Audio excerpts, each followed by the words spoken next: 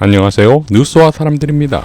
취임선서 행사를 마치고 이재명 대통령은 국회 청소노동자와 방호 직원들을 만나 격려했고, 이어 우원식 국회의장과 야당 대표들을 만나 오찬을 하는데, 이때 김용태 국힘 비대위원장은 다음과 같이 발언했습니다.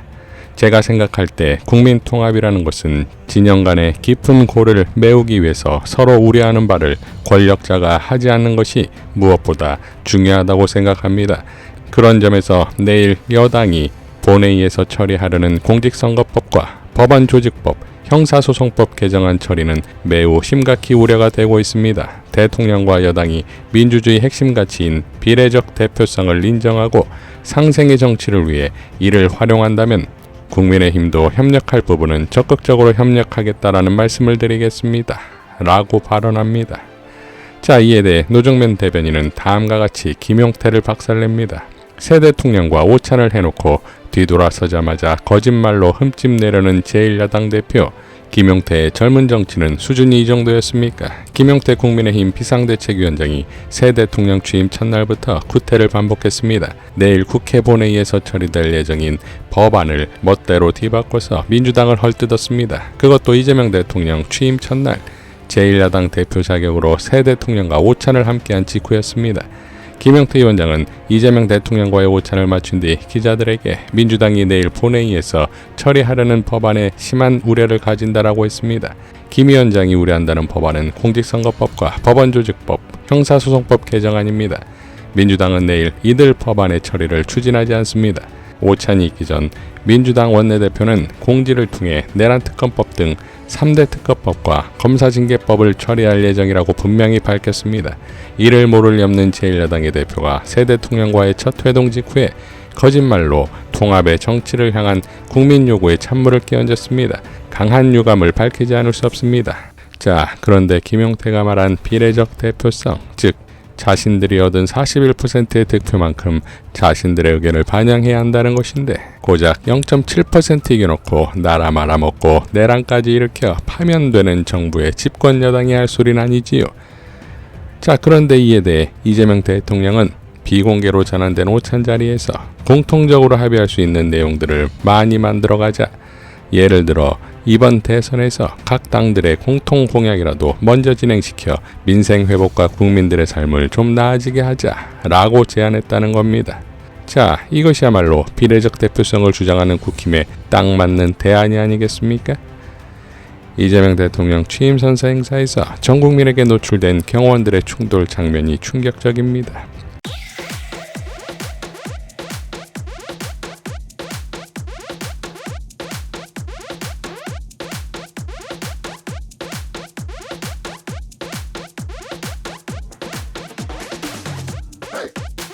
윤석열의 사조직처럼 운영되어 결국 내란 수계와 그 일당들을 경호한 경호처를 당연히 신뢰할 수 없는 것인데, 이런 상황에서 황인권 전 육군 포스타 출신이 경호처장에 임명되었는데 육사가 아닌 3사 출신이라는 점에서 메시지가 있고, 더 흥미로운 점은 경호차장에 박관천 전 공직기강 비서관실의 행정관이자 민주당 선대위 신속대응단 부단장이 임명되었다는 겁니다.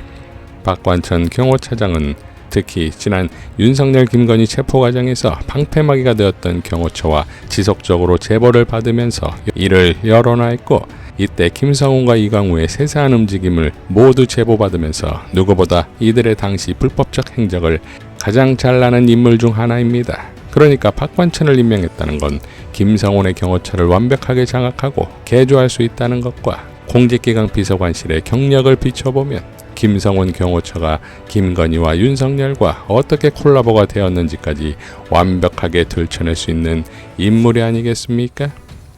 이 또한 이재명 인사의 기막힌 전략은 아닐까요? 경향신문의 단독 VIP 경로설 이종섭에게 걸려온 800-7070 발신자 윤석열 유력에 따르면 최혜병 순직사건 수사 과정에서 이종섭에게 전화를 건 내선번호 800-7070 전화기는 윤석열 사용 공간에 있었던 것으로 확인됐고, 전화를 건 시간이 오전 11시 54분, 즉 근무 시간이었으니 윤석열 본인이 사용했을 가능성이 높다고 보도했습니다. 지난 2024년 7월 19일 윤석열 탄핵 청문회에서 정청래 위원장과 김영민 의원은 다음과 같이 질의합니다.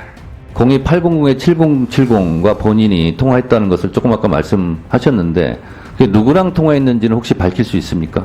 아니, 위원장님 이렇게 편파적으로 진행하는 경우 어디 있습니까? 그러고 02-800-7070으로 본인이 통화했다고 하는데 그 누구랑 통화했는지 밝힐 수 있는지를 물어보고 밝힐 수 없으면 없다고 얘기하면 되는 거예요. 밝힐 수 있습니까? 하는 것 자체가 불법입니다. 이게 얼마나 편파적인 진행입니까? 저는 이 편파적인 진행에 대해서 제대로 문제 제기를 자, 해야 되겠습니다. 알겠습니다. 국방 그런 질문 자체 말이 안 되고 자. 제가 제 이름이 언급되면 국회법상 반론 발언권이 있습니다. 그러고 신상 발언도 있고 충분한 발언권을 국회법 몇 주셔야죠. 조 몇 항입니까? 지금 말씀하신 거? 국회법 그때 거기서 읽어보시죠. 800-7070 직접 전화 받았어요? 제가 누가 전화번호 했는지 지금 안 지금 물어봤습니다. 그렇게 알려져 있기 때문에 7월 31일 날 대통령실에 800-7070이 전화를 여러 번 했더라고요. 보니까 이 전화가 국토교통부 장관 비서관에게 4번 전화를 했어요. 10시 21분, 30분, 32분, 49분. 이때 통화했는지는 뭐 증인은 알 수 없겠죠. 예, 그런데 저는 아는 이게 아는 지금 데가 대통령 없습니다. 경호처 번호라고 알려져 있는데 보니까 대통령이 직접 통화한 것 같더라고요. 다음 보여주시죠. 그때 언론 보도예요. 윤 대통령이 원희룡에게 직접 전화해. 이게 중요합니다. 직접 전화해 아파트 부실공사 전수조사 지시. 직접 전화했습니다. 이 번호로 직접 했습니다. 다음 보여주시죠. 대통령실에서도 이렇게 얘기를 해요. 윤 대통령이 오늘 수석 비서관 회의에서 전수조사하라고 국토교통부 장관에게 지시했습니다. 직접 얘기했습니다. 이 번호로 직접 했습니다. 다음 보여주시죠. 그리고 나서 800-7070이 조태용 안보실장에게 전화를 합니다. 그리고 주진우 당시 법률비서관에게 전화를 합니다. 그 이후에 이종섭 증인에게 전화를 해요. 이렇게 수석 비서관 회의하다가 이렇게 다양한 사람들에게 전화를 직접 할 수 있는 사람, 저는 대통령밖에 안 떠오릅니다. 대통령 전화 받은 거 맞아요, 아니에요? 누구와 어떤 내용을 대화했는지 말씀드릴 수 없습니다. 대통령 전화 맞죠? 그건 말씀드리지 않겠습니다. 네, 맞으니까 얘기 못 하는 겁니다. 자, 김영민 의원은 5일 강력한 내란 특검법 통과로 내란 심판 시작합니다. 김건희, 명태균 특검법, 최혜병 특검법도 동시에 처리하겠습니다. 이제 진실의 문이 열리고 정의가 실현됩니다. 라고 밝혔는데 윤건희 정권에서의 만행이 끝이 없어 보입니다. 최혜병 사건에서 윤석열이 경로를 해가며 왜 그토록 임성은을 지키려 했는지 밝혀져야 할 것입니다. 이상 뉴스와 사람들이었습니다. 시청해 주셔서 감사드립니다.